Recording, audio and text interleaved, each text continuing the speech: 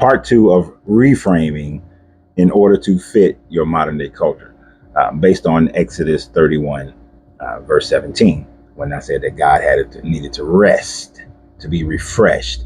So he goes on and he says that from God, in exile out of the garden, this previous video, part 1, has multiple meanings. One is to breathe upon in his creation of man, and rest means to stop or cease from the work also.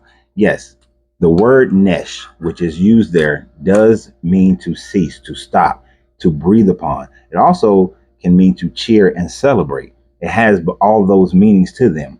But as y'all like to come to me and say that I'm reading things out of context, this is an instance where you're making the Old Testament to fit the New Testament, because you are taking this out of context.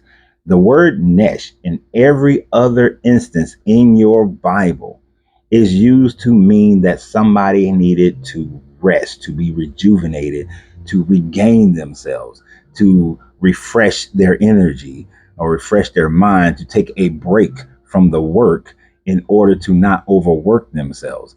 This is the context of the word nesh. Every other time I went out and I read about 7 different articles by apologists who all skirted around the issue that it, in context, in every other sense of the word nesh, was saying to have to rest, giving man the opportunity to recover from his work, not to cease, just to stop, to celebrate it or breathe on it as you would suggest, but to literally regain thyself is what it is in reference to, which is the context to every time it is spoken of. But you must make it fit your New Testament. It must fit the idea that your God never needs to actually rest.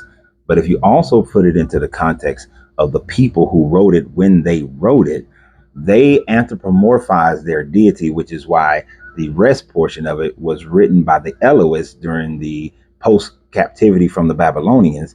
The Elohists humanized your deity. They gave it anthropomorphized. They gave it human qualities.